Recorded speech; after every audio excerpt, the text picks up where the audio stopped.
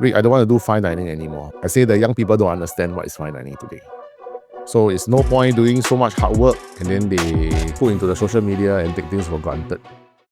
Rick Chee went from being a professional chef to a master of high-end kitchen technology and commercial kitchen consulting design. Today, we're going to talk about the survival of the modern restaurant, the true cost of convenience, and how to stop working hard and start working smart.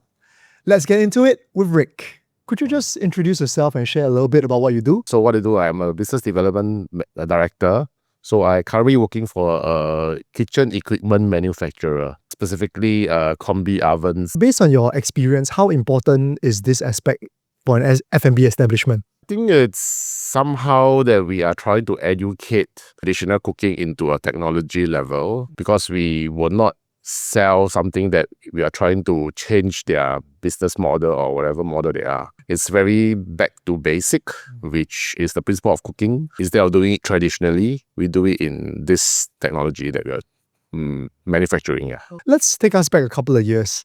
How many years of F&B experience do you have? Well, I started this when I was really young because my father is a chef. So I kind of like have access to his kitchen when I was really young. So at about 5-6 years old, I will help him inside. Yeah, we do basic stuff to spend time together. It's a very basic Chinese kitchen, but they need some help, so we kind of have some bond there. So they built interest along the way, like from small things like learning how to crack eggs, then you go ahead with bigger stuff. Yeah, like maybe you need to wash something, cut and so on. Right. So naturally, you took an interest from a very young age. Right? Yeah. Right. Exactly. So do you think your dad played a huge role in you choosing to pursue this career? So because end of the day, I'm somebody who loves food, yeah. So it inspired to see different dishes coming out from a piece of protein to a dish. So you tend to be interested to know how it was done in the process. Was this always what you wanted to do since young, yourself? It's something that because you have curiosity and then you try it, yeah. And then therefore interest to understand why you have these results that inspire me to dig and find out more. I think what's very interesting is some of my friends in the local F&B scene have shared with me. They said that it's increasingly getting more and more difficult for SMEs or like home-owned restaurants to compete with like global brands out there, because they can just come in, like outbid you basically in terms of like rental and everything. Yes. And a lot of them are feeling squeezed. Is that really the case? We are very spoiled. Okay. We have a luxury of international cuisines here, better than any of our neighbors in Spoiled for options, basically. Example, I'm a Chinese by race, yeah. I probably will not eat Chinese food for 7 days unknowingly. Like you could have a prata in the morning, lunch you could have a Japanese food, dinner you could have Italian, next day, French, you keep changing, yeah. Then eventually you suddenly notice that I actually haven't tasted any Chinese food for the past 7 days. Unknowingly. Singaporeans, because we are so spoiled by choices, they want something new. And if the big boys are coming from overseas, and because they are big in whether it's China or US or you name it, yeah, from maybe a good 100 outlets to 1,000 outlets. Having 3 outlets or 8 outlets in Singapore, it doesn't make a difference in terms of volume. If I fail, I still got 1,000 outlets behind me to this country that I feel in Singapore. I could just go to Thailand again. So they're starting to lose from a big boys mentality if I exit Singapore. It's just a small market actually. It's just that he probably used Singapore as a marketing brand where most people are flying in Singapore. Many F&B operators face is the manpower crunch. People are unwilling to work. So is there any tips that you can provide them to better deal with this? This is some of the job that most people don't like to do. If they are thinking of changing in terms of technology, they could actually multitask by streamline certain things down. Okay, in terms of technology, yes. Which is where you come in, right? That's your expertise. Yes. So simplify cooking processes using tech and AI. I couldn't say that I would try to change everything. Like I would throw every damn thing away just to put the technology there. But if I can shortchange certain models in their dishes and improve 10 to 70%, that will be a good start to help them. You have the technology that allow you to cook overnight before you go home as early as 6 o'clock or 8 o'clock in the evening. And you let it cook until the next day By the time you reach there, it's done. Yeah. In terms of business mentality, you save. In terms of chef stress, you have enough sleep. People will be open to work because it's 7 o'clock instead of 2 o'clock in the morning. And the plus point is it allows you to have more volume because the sizes of the oven can go as big as 40 trays of production. And you can do beyond just one dish. Therefore, it's fair that they are doing a lot of dishes overnight with nobody running it.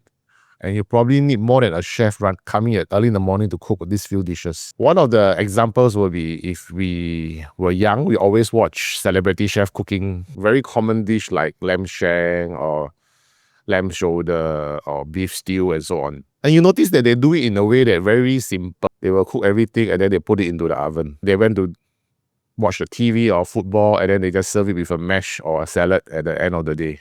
But why we Asian didn't think of that? Why are we like keep stirring on the fire? Why are we not putting our beef rendang? Manual, right? Why are we not putting our beef rendang into the oven to slow cook it? Mutton masala to slow cook it, or our in Chinese bak kut teh to braise it. It still can achieve the tenderness and texture. And you think into the operational side, there's not so much heat in the kitchen because it's in the box and you're not so labor intensive that you need to monitor constantly. Yes. And if you talk about business, you have to wake up probably at 2, 3 a.m. to do it, and all these things has been omitted. So we need to educate them and let them aware this could value add you in terms of labor, in terms of energy. A lot of the processes can be simplified, yes, right? Yeah. Yeah, so it can improve your productivity. Hawkers or like restaurant people in the local food scene, a lot of them are generally on the older side. So how do you actually convince them to adopt your technology, to give it a try?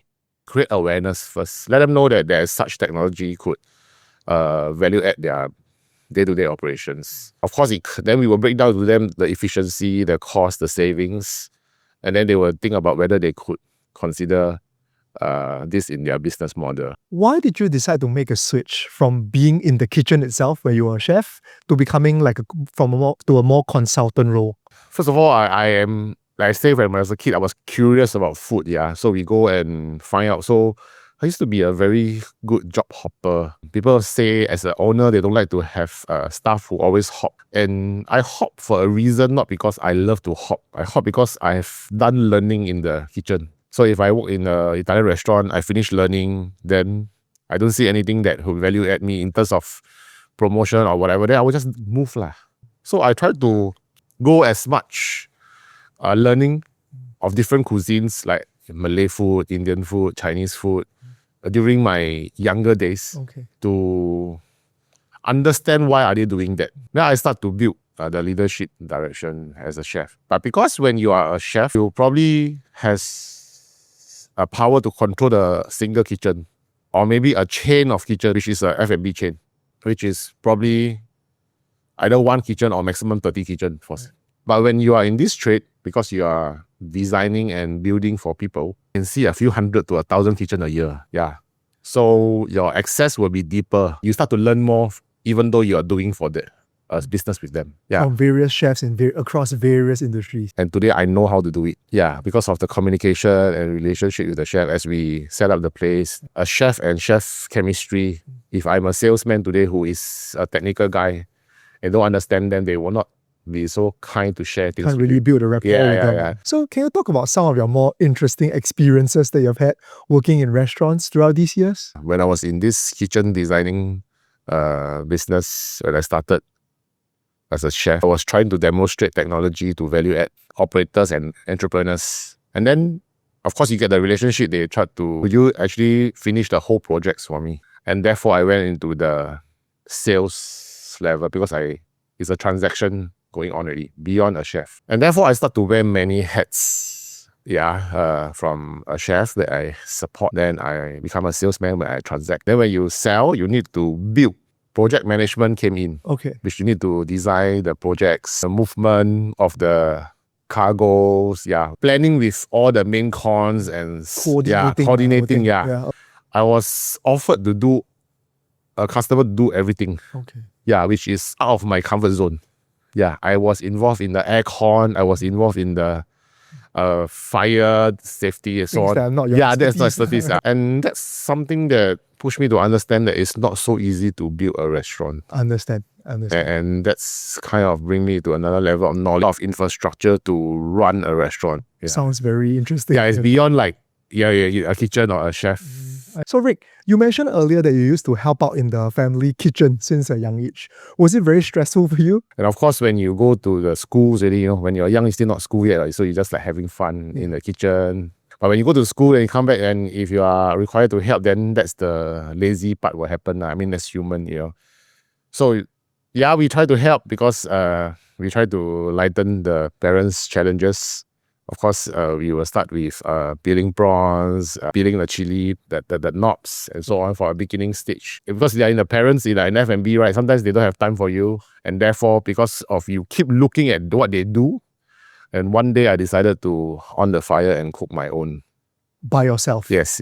Wow. So what was your first dish? fried rice, actually. Fried rice. Just eggs and rice and seasoning, that's it. I didn't burn the dish. I think it's quite an experience. I tell myself to control the fire by the seasoning wise, you can adjust along the way. I kind of like on off the fire lah, just to ensure that I don't burn the food lah. So the experience was about 5 or 6 years old. That was the time I started that, and then that inspired me to try bigger things. The more I keep seeing them doing things every day, the more that I eventually have a memory muscle to remember how the steps are, and I will start to try to do it my own. So you got exposed to it from a very young age, and then it just grew from there.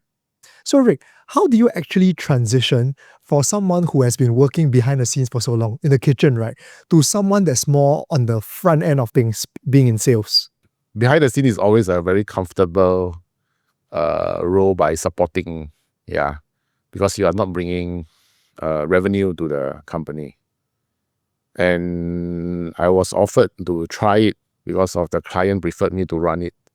And then somehow gain some experience in terms of the project management, and logistic management and so on. And you kind of feel that there's a lot of things to learn beyond just sales only. You need to understand the entire flow of the logistic cycle, from procurement to delivery to handover. And therefore, it sparks me to continue to learn. Yeah, of course, you face challenges and you start to understand customers' requirement. And every time the pressure comes in, you push you to recover. Yeah. So, of course, another one will be customer satisfactory lah. He's satisfied with your results that you bring in to them, support. So it creates trust, and because of the relationship, they bring reference, and that keep me going because the reference keep coming. And unknowingly, I'm in this industry eventually. And you're just growing your customer pool from there. Yeah. So how did you actually find your passion in this whole F&B sector? Was there any defining moment for you? Everybody have to go through the tough journey for sure. Yeah. But I kind of embrace it by trying to learn more cuisines. Like I told you, I job hop at the beginning. So keep it with an open heart. Yeah. So it kind of drive me to learn more and gain more knowledge. And I could cook it for my family. Yeah, when I'm back, because you're young, right, at the time. So it's a passion because you love food also. And when you love food, you want to understand how this dish was done from a piece of raw ingredient to what it is today. Reverse engineer the process. Yes. And it could be at an entry level when you first discover it. And when you come into an operational or business that comes into volume, whether it's 100 to 10,000 pieces, then the engineering of the reversal system will change again. That drive you to how should we change or tune it to perfect it.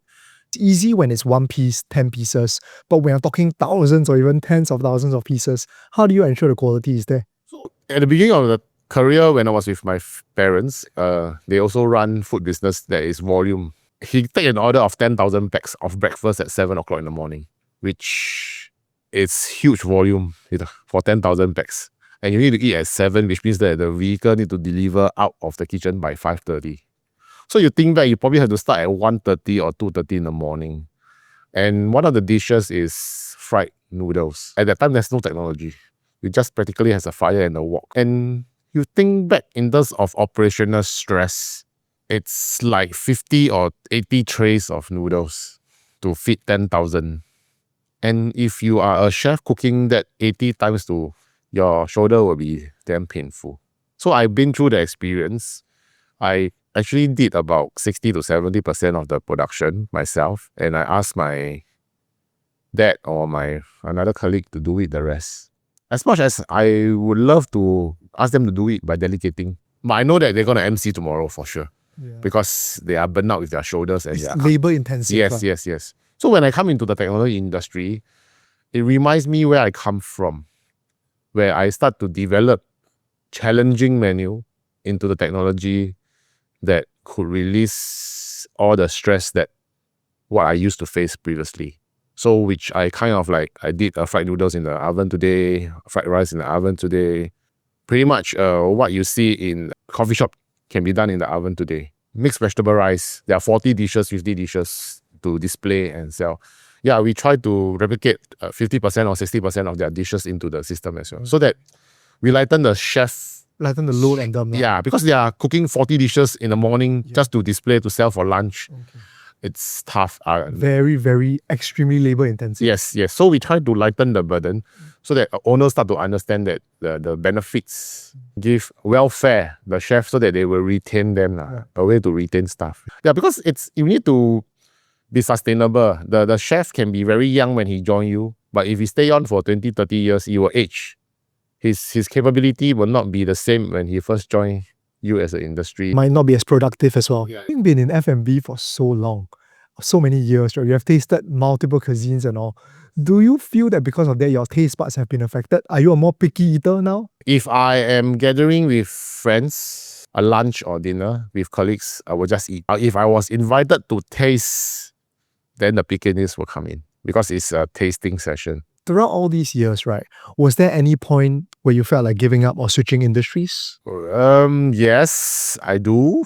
Perhaps because of food, right? It's something that you have to eat every day, every now and then. And then, of course, it will affect your health because you keep eating and eating and eating, right? So, if I will have a chance to change industry, maybe it's not in the food lah, for health purpose. Nothing to do with passion or whatever. What made you continue to be in food? Passion, of course. Second is it's been so many years. It become your core strength. And then that's why we continue to bring value to the industry. Next is to retain or to sell younger people to join our industry. It's doable. It's not like the 20 years ago when I had to fry 10,000 packs of noodles by hand. There's technology to drive it. There's a career path to career that this career is good. You know, traditionally, they always say good grades equals to a successful life. But your life has planned out very different from that. But what do you have to say to that? Younger people will just have to be patient. It's a cycle that so long you continue to do it and put passion and do it with your heart, I think you will achieve what you want one day. It's all about timing. I have no doubts in terms of young people capability today. It's just that in the real corporate world, it's still very paper and time qualified, which means that they either see your certifications or they see your life of experience. Yeah, you could be a 25 years old that is so hardworking and so good, but you show me 4 years experience only, and even though your paper is good, but I have somebody who is 35, with a number of years experience, naturally people will choose that 35 to be the head of department or the managers or the directors and so on. So if you continue to drive that mentality, I think by then time comes, you will have that opportunity. Okay, so how would that 25-year-old comparatively be able to impress since he has less experience than a 35-year-old? You continue to create market acknowledgement, which means that you really let the market knows who you are, how capable you are, which is beyond your comfort zone. So because as a chef is at the back of the house, because I started early in the front of the house in this design and consultant thing, I start to engage with clients And therefore, people talk about you across the island, and there where your acknowledgement come in because of your capability. Then people will start to notice you, then therefore opportunities come. Okay. So what do you have to say to the youth out there who are maybe not doing very well in school, but they believe that they can pursue a successful career as a chef? Me, myself, also not somebody who are very good in study at the beginning. But if you can use skill as part of your passion and jobs, I think you will survive for sure. Okay. Yeah, it's a very skill-related career. So you would suggest like learn one skill, like in particular one cuisine, and then just stick with it, or? I didn't stick with it for one cuisine. I'm like chef because I'm a job hopper. I start to learn everything. It kind of value me today because I can use every cuisine that I learned, apply to the business that I'm doing it today as a sales business today.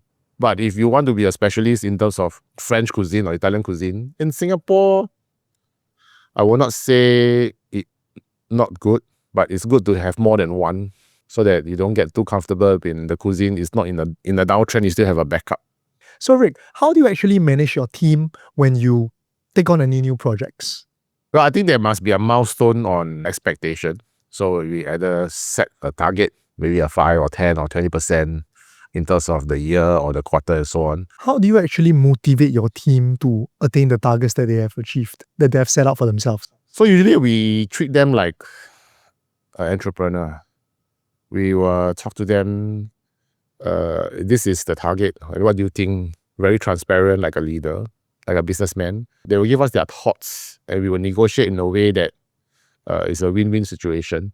And then we will ask them, since this is what you believe it should works from a corporate perspective, what do you think we need to do to achieve that? So it's a bit like goal setting. Yeah. What you need to do from their side. I will let them recommend instead of I recommend, because it's anyway they're going to run it. I'm going to support them and manage them. So I will really want to hear from them because they are in the ground. They will know better from the ground perspective than me, and then show me some justification or proposal, and I will support them because I run regionally. So how do you actually come up with a figure on like the improvement that you guys want to achieve? Of course, we will do analysis and statistics in terms of market potential. Yeah, when it's food, then we will do analysis of how many hawker centers are there, how many coffee shops are there, what are the possibility that the market share percentage would use our product. And we do a statistics that this is the market share, and then we set a fair target within the number of manpower or capability or strength we have to achieve growth. Are you worried at any point of time that some of your team members will actually come out and be a threat to your business? They might be a competitor, they might even start their own rival company. I think if my team one day go to my competitors, I think if they are doing better than me, I think I should be happy for them. Yeah, because they are growing, Right. which means that my leadership and coachings does help. Definitely. Yeah, Definitely. Yeah. So I'm happy if they are doing better than me. Right. So Rick, actually, what does success mean to you right now? Success means to me right now, that's a very good question. I think it's something that, a milestone that you want to achieve, that you have achieved it, and you may change as you achieve it. You want to have continuously success and not just one success. And also gain recognition and acknowledgement from the industry and people. I think that's successful enough already. Of course, you can put some pressure on your own, that how much you expect on your own. That's your own personal milestone or KPIs. In general, when people say that you are good and doing well, it's a kind of acknowledgement that you're successful. Having managed such a big team, right? Are there any moments where you feel burnt out, and how do you actually bounce back? Yes, I am. Burnout, it's really tough at times. My only bounce back is to really disconnect. Yeah, you finish everything and then you pack your bag and leave the country, go to a rural area and disconnect with the first world city. What's your take on the younger generation not being hungry enough for success? Do you think that's true? It depends on how young they are. In particularly Gen Z and Gen Alpha may have this challenge today because they don't know where the Gen Y come from. They want to understand why are we doing that or so make things so difficult. Yeah. So I recently was questioned by a chef. Rick, I don't want to do fine dining anymore. I say the young people don't understand what is fine dining today.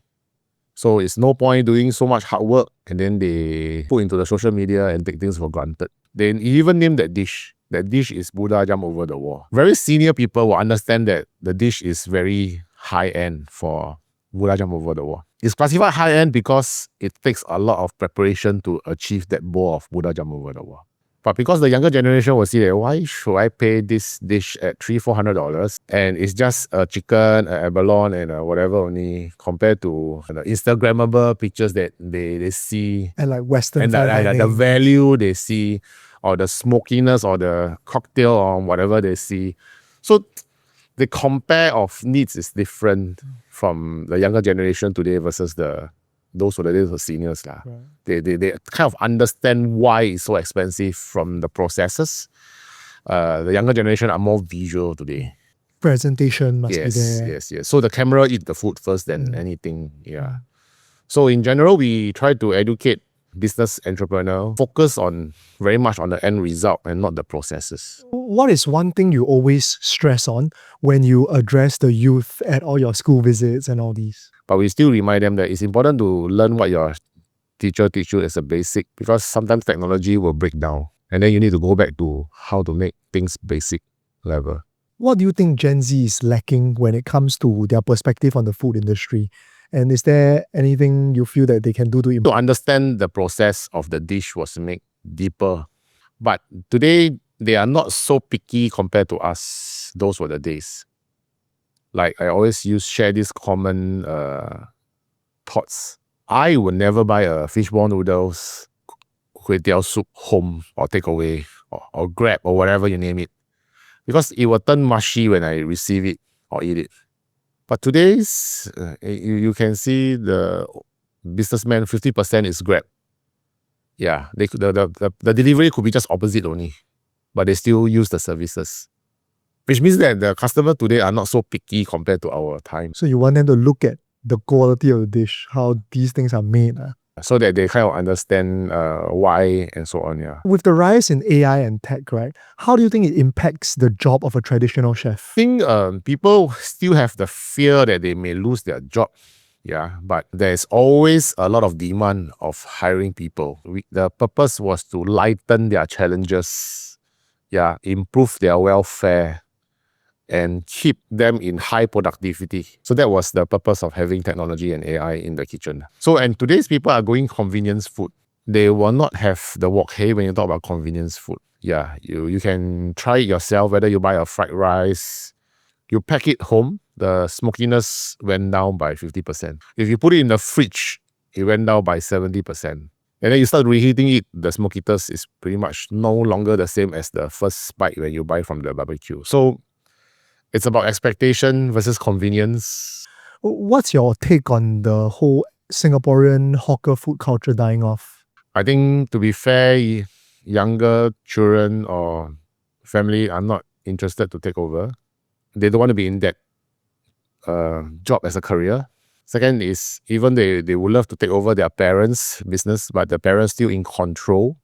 They're not willing to change to make it modernized, that the children are open to try it. Yeah, so therefore, it's good to educate the parents to understand the technology could value add the kids to continue their business model as they grow. So, I mean, we have a few generations, like third generation, fourth generation F&B owners continuing the business with putting the right technology in and grow, because they want growth for it. Yeah. So what do you have to say to aspiring chefs out there? They are doing a good job.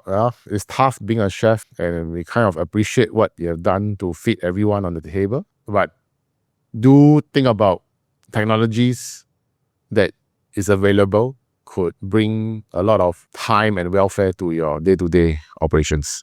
Any future plans for yourself? For example, do you have any plans to bring your food and your skill overseas? Well, I'm managing overseas today already because we are a global company. So we try to bring value that the markets has a strategy need required based on Singapore markets, cuisines, developments.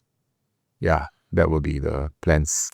All right, now we have come to our rapid fire question segment, Rick. So Rick, For the next following series of questions, I will just ask you something and you can answer with the first thing that comes to your mind. Okay?